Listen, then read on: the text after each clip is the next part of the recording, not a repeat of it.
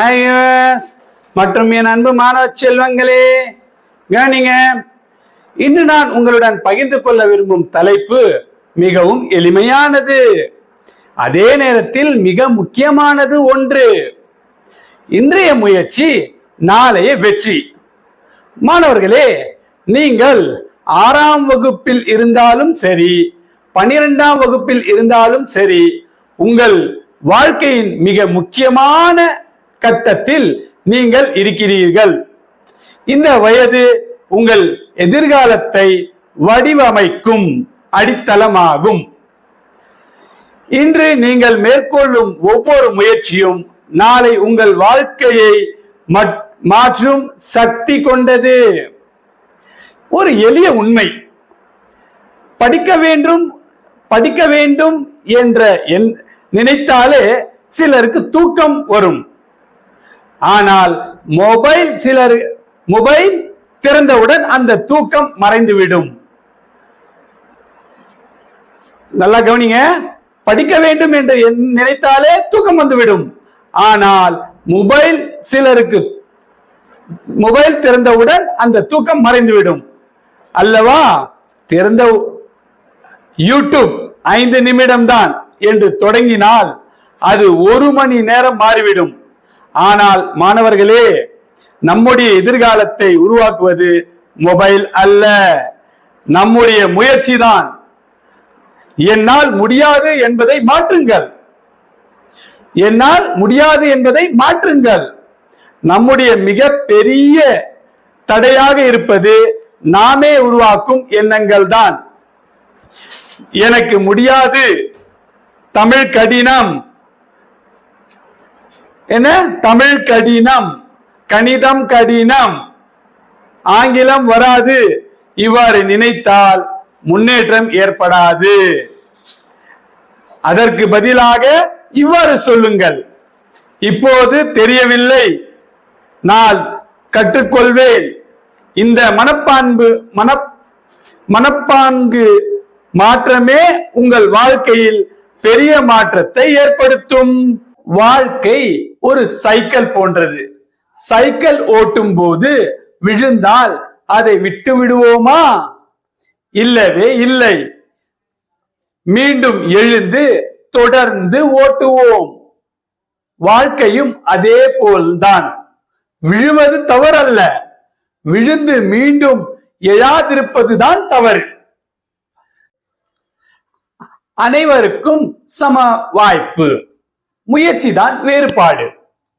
எந்த வகுப்பு மாணவராக இருந்தாலும் சரி, அனைவருக்கும் வாய்ப்புகள் சமமாகவே உள்ளன.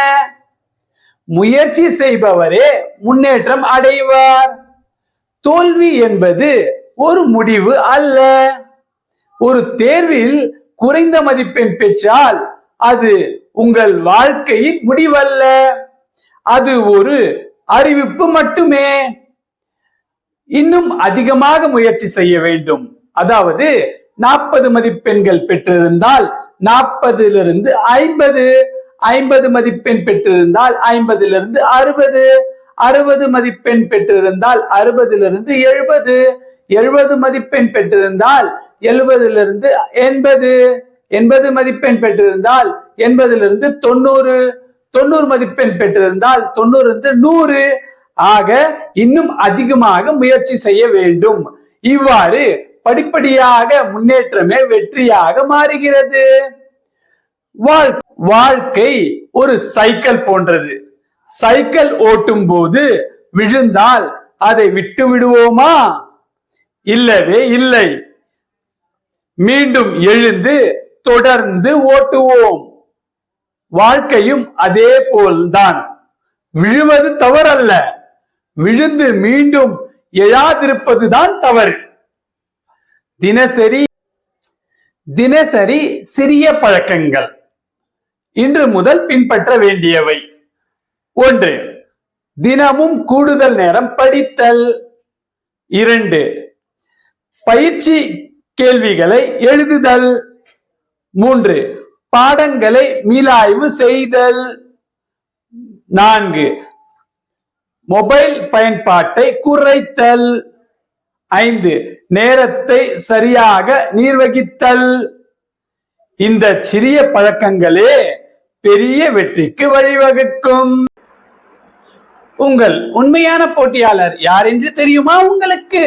கவனிங்க, உங்கள் நண்பர் அல்ல, நேற்று இருந்த நீங்கள் தான் உங்கள் உண்மையான போட்டியாளர்.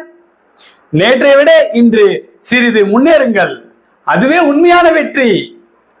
முக்கியமான உண்மை, முயற்சி செய்தால் வெற்றி உடனடியாக கிடைக்காமல் இருக்கலாம், ஆனால் முயற்சி செய்யாமல் வெற்றி ஒருபோதும் கிடையாது.